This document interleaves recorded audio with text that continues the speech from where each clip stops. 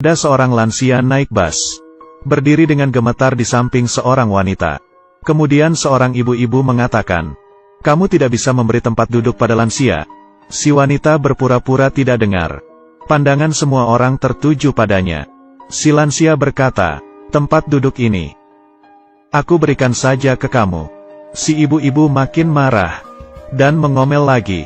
Si wanita dengan tenang berkata, "Mau duduk? Duduk di sini saja."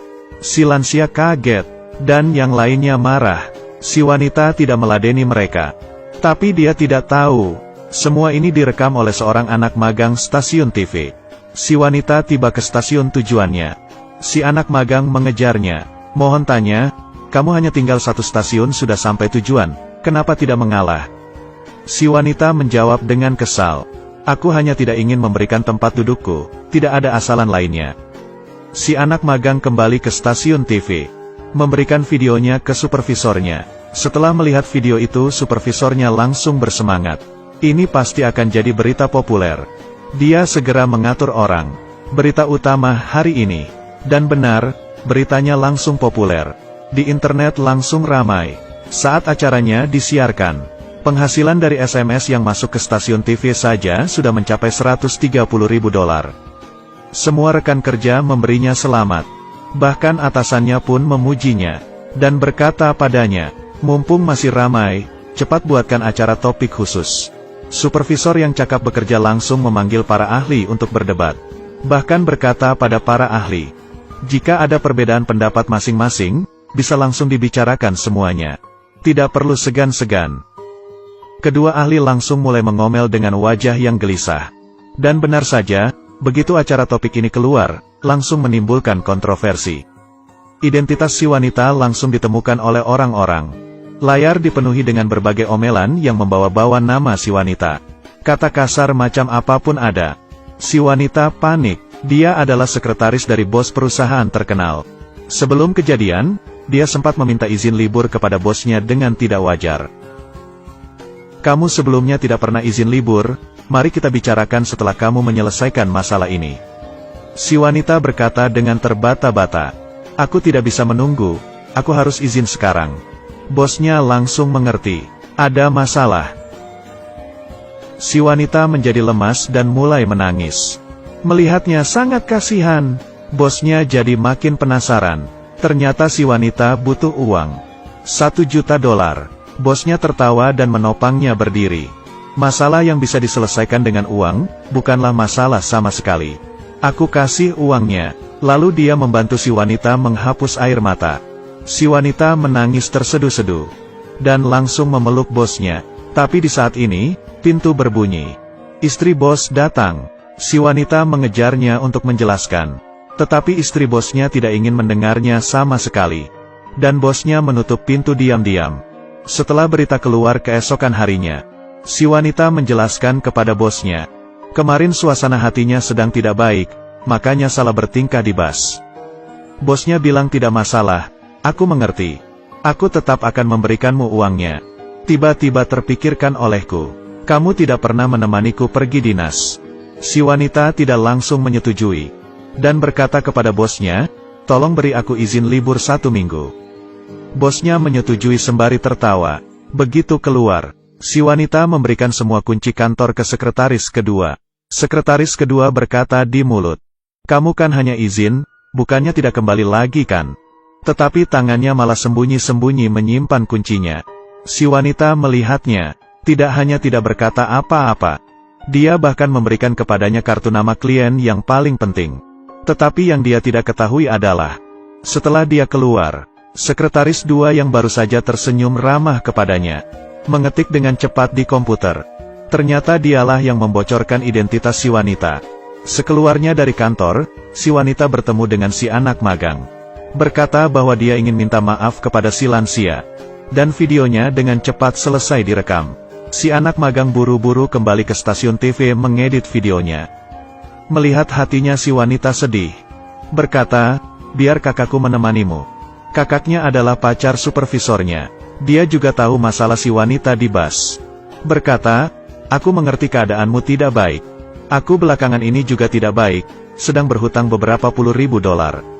Tidak disangka si wanita berkata, "Aku bantu kamu kembalikan hutang ini. Aku sewa kamu selama seminggu. Syaratnya hanya satu, kamu tidak boleh bilang ke siapapun tentang masalahku." Orang ini adalah ibu-ibu kaya raya. Bukan orang kaya biasa. Pelayan toko bertanya dia mau jam tangan yang seperti apa. Melihat jam tangannya dipakai satu saja, aku tidak ingin membelinya. Jika dipakai 3 sekaligus, aku sangat ingin membelinya. Penjaga toko langsung membantu si ibu kaya raya membungkus barang dengan girangnya. Tetapi saat bayar, "Bu, kartu kamu diblok." Si ibu kaya raya mengganti kartu yang lain. Diblok juga.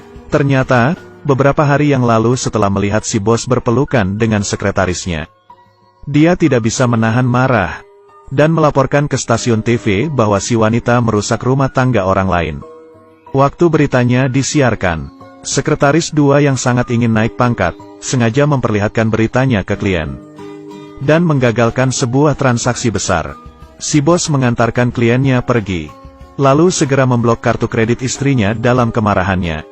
Malam harinya saat istrinya pulang, dia berkata kepada suaminya, "Aku membeli jam tangan, karena ingin minta maaf sepenuh hati kepadamu. Tapi kamu malah memblok kartu kreditku." Suaminya melihatnya, "Aku mengerti permintaan maafmu, aku bayar." Di sisi lain, si wanita dikejar oleh netizen yang marah karena masalahnya di bus. Dia hanya bisa keluar rumah, tinggal di hotel. Dia meminta KTP si lelaki, bilang mau membuka akun bank, dan menyimpan uang sebesar $1 juta. Si lelaki menyetujuinya. Sepulangnya ke rumah, dia melihat berita, dan bertanya kepada si supervisor, kenapa video minta maafnya belum disiarkan?" Si supervisor bilang, "Kamu pasti tidak mengerti. Kami baru saja memarah-marahinya, masa langsung membelanya kembali. Kalau begitu bukannya malah menamparkan diri sendiri. Tunggulah beberapa hari." Dan si wanita di saat ini, sendirian di hotel, tidak melihat video permintaan maafnya sendiri. Di layar hanya ada omelan dan kata kasar. Bahkan blognya diretas. Bahkan fotonya diedit jadi foto kematian. Dia putus asa sampai tidak bisa tidur. Tetapi benar-benar sangat putus asa. Dia bahkan tidak bisa menelan obat tidur. Setelah makan dimuntahkan, setelah muntah makan lagi. Akhirnya tertidur setelah tersiksa semalaman. Keesokan harinya, si supervisor wawancara ke rumah bosnya. Bukan hanya ditolak dari rumahnya, bahkan sampai didorong keluar oleh satpam. Dia sangat marah, begitu kembali ke kantor, langsung mulai mengetik berita. Dia mengisukan bahwa perusahaan si bos tidak baik. Opini publik langsung segera memarah-marahi si bos. Api ini langsung membakar kaki si bos. Tapi si bos adalah orang yang berpengaruh. Tidak ingin merendahkan diri untuk berdebat. Langsung memerintahkan untuk menegur mereka. Sekretaris 2 langsung inisiatif berkata bahwa si anak magang adalah temannya. Dia pergi menemui si anak magang, memperkenalkan pemilik anak perusahaan, mengatakan bahwa ada pekerjaan santai dengan gaji tinggi. Ternyata anak perusahaan si bos mau membuat video iklan. "Kalian tidak perlu buat, hanya perlu memberikan beberapa masukan saja." Si bos anak perusahaan bahkan berkata, "Berita soal masalah di bus itu saja, supervisor kalian bisa membuatnya dengan sangat baik." Lalu memintanya untuk memikirkannya. Si anak magang tahu bahwa si supervisor dan kakaknya sedang butuh uang untuk pembayaran uang muka. Jadi dia mengambil keputusan sendiri, menerima tawarannya. Dan saat si lelaki menemui si wanita, dia sudah berubah menjadi seperti ini. Si lelaki bilang, "Apakah perlu sampai begini demi seorang lelaki tua?" Si wanita pergi naik mobil dengannya, lalu berfoto-foto.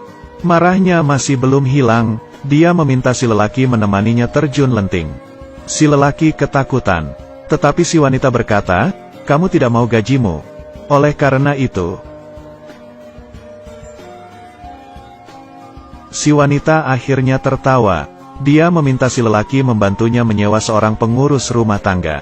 Biar bagaimanapun, kontrak si lelaki hanya 7 hari. Si lelaki segera menemukan orang yang tepat. Tetapi sesuai dengan peraturan, majikan harus mendaftarkan KTP. Dia memanggil si wanita masuk. Tetapi bos pengasuh ini langsung mengenali si wanita. "Kamu wanita yang punya masalah di bus itu kan?" Si wanita berkata, "Kalau iya memang kenapa?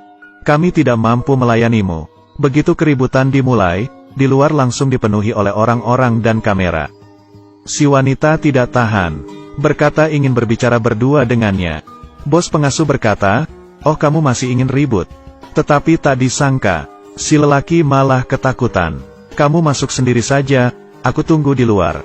Si wanita tertegun. Tidak disangka dia salah menilai orang. Dia masuk dan bertengkar. Detik berikutnya, dia dikejar oleh banyak orang sampai harus kabur. Kamera terus berkedip. Si wanita menyuruh si lelaki untuk cepat-cepat kabur. Tapi saat si lelaki masih bengong-bengong, sudah terlambat. Mereka berdua difoto. Si wanita menyewa si lelaki untuk menjadi pelindungnya selama 7 hari. Tetapi si lelaki terlalu penakut. Si wanita memberinya uang lalu mengusirnya. "Kamu seorang yang pengecut." Si lelaki masih tahu malu. Jadi hanya mengambil uang untuk 6 hari. Berkata dengan sedih, "Kamu benar-benar menyakitiku." Tidak disangka si wanita menghampirinya. Memasukkan uangnya. Kompensasi mental. Si lelaki berkata, dia tidak tenang meninggalkan wanita gila ini. Sebenarnya, dia mulai suka si wanita. Dia berkata ingin melindunginya sehari lagi. Si wanita berkata, "Baiklah. Besok kita pergi menginap ke pinggiran kota." Tetapi saat ini, foto mereka berdua sudah menyebar di internet. Langsung menimbulkan kegemparan. Setelah melihatnya, supervisor segera menelepon dan bertanya. Si lelaki panik dan berteriak marah-marah. "Semuanya karena kamu, aku terjun ke sungai juga tidak akan jadi bersih lagi." Tetapi si wanita hanya berkata, "Jangan mengamuk padaku." Si lelaki marah, berkata, "Kamu penyakitan ya?" Tetapi baru saja dia berkata-kata, si wanita langsung dengan sangat sedih berkata, "Aku memang penyakitan. Kanker limfoma tingkat akhir. Kamu puas?" Ternyata, di pagi itu, dia divonis kanker limfoma tingkat akhir. Dokter berkata, 7 hari lagi bisa mulai rawat inap. Dia awalnya ingin pinjam uang $1 juta ke bosnya untuk berobat. Tetapi si wanita mencari info di internet. Tidak bisa diobati. Dan lagi dia adalah anak yatim piatu. Dalam kepanikan dan frustrasi tanpa yang mendampingi. Naik ke bus dengan pikiran yang kebingungan. Saat-saat terakhir dalam kehidupannya. Dia yang selalu menjadi anak, siswa, dan karyawan yang baik. Hanya ingin memberontak sekali saja. Makanya dia melakukan hal tersebut. Siapa yang tahu, malah perlahan-lahan menjadi kekerasan dunia maya yang luar biasa. Dia melempar hasil pemeriksaannya ke muka si lelaki. Si lelaki baru menyadari apa yang telah dilakukan dirinya. Dia menelepon si supervisor, tidak menjelaskan apapun. Hanya berkata, dia akan menemani si wanita sehari lagi. Bahkan menemani si wanita rawat inap, sebelum masuk ke ruang pemeriksaan. Si wanita berkata, "Aku pergi dulu ya." Begitu si lelaki menyadari ada yang tak beres. Dia langsung masuk ke ruang pemeriksaan. Tidak ada orang. Setelah polisi datang dia baru tahu. Si wanita sudah bunuh diri. Setelah kejadian ini, semua orang menyesal. Si bos menyesal, tidak lebih memperhatikan bawahannya.